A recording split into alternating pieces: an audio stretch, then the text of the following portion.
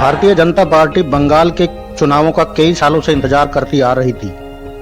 समय आया तो चुनावों की घोषणा हो गई और वर्तमान में 4 चरण पूरे हो चुके हैं। देश में शायद ये पहला ऐसा चुनाव है जो 8 चरणों में होने जा रहा है। आमतौर पर पंचायती स्तर के चुनाव एक जिले में कई चरणों में कराए जाते हैं, लेकिन इस बार एक राज्य स्तरीय चुनाव भी पंचायती स्तर पर लड़ा जा रहा है, जबकि हजारों की संख्या में केंद्रीय सुरक्षा बल तैनात किए गए हैं ताकि हिंसा ना हो और निष्पक्ष चुनाव हो सके। मगर जब से चुनाव शुरू हुए हैं तब से भाजपा ने ममता बनर्जी को हराने और हटाने की पूरी ताकत झोंक रखी है।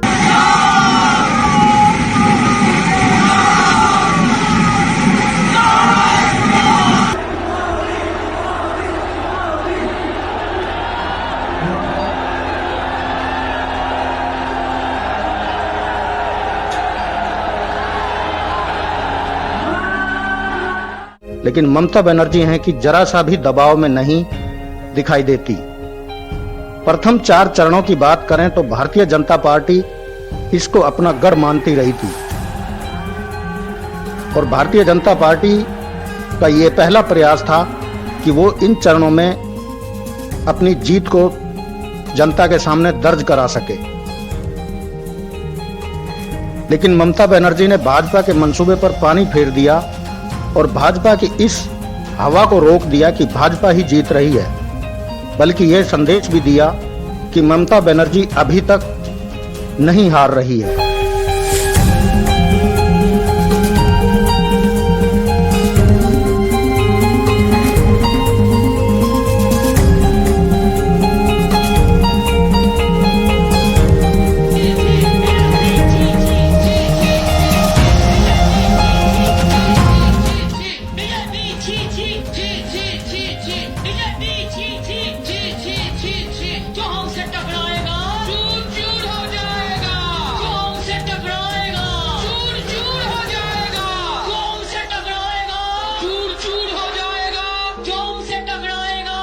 भाजपा की बेचैनी साफ नजर आती है कि कभी लोकेट चटर्जी द्वारा खुद की कार का शीशा तोड़ना और फिर टीएमसी के माथे मर देना, प्रशांत किशोर के अधूरे टेप चलाना, बार बार कार्यकर्ताओं को मारने की दुहाई देना और आखिर में कथित तौर पर सुरक्षा बलों द्वारा टीएमसी के लोगों पर गोली चलाना, जिसमें 4 लोगों की मौत हो जाना, यह बताता है कि भाजपा अपना अंतिम खेल खेल रही है और यह निराशा में उठाया गया कदम नजर आता है।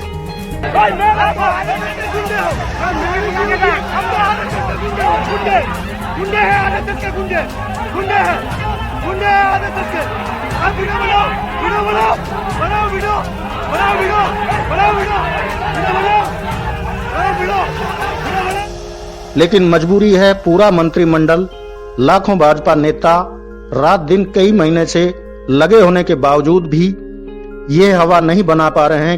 भारतीय जनता पार्टी जीत ही रही है। भारतीय जनता पार्टी के पास इतना बड़ा प्रचार तंत्र होने के बावजूद भी अकेली ममता बनर्जी को धकेल नहीं पा रही, बल्कि जानकारों की माने तो ममता बनर्जी अभी तक भी आगे नजर आ रही हैं। देश के साथ साथ भाजपा भी ये जानती है कि अगर बंगाल चुनाव हारती है तो सीधा मोदी जी की साख को प्रभावित करता है।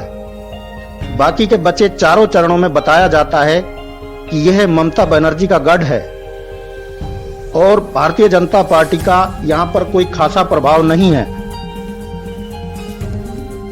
बल्कि इन चरणों में कांग्रेस पार्टी और कम्युनिस्ट दलों का भी ठीक ठाक प्रभाव बताया जाता है।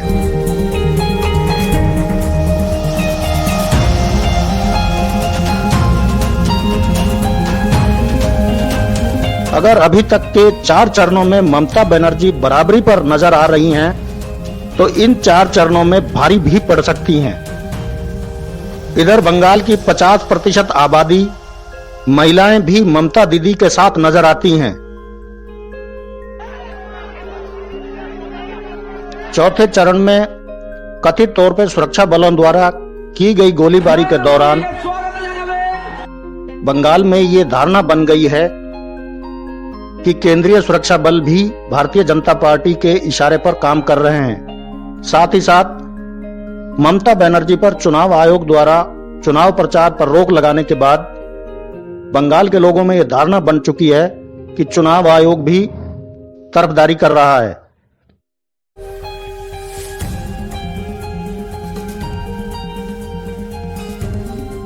बंगाल चुनाव में हुए इस गोलीकांड के बाद बंगाल की जनता में बेचैनी बढ़ी है और चुनावी माहौल बदलता नजर आ रहा है।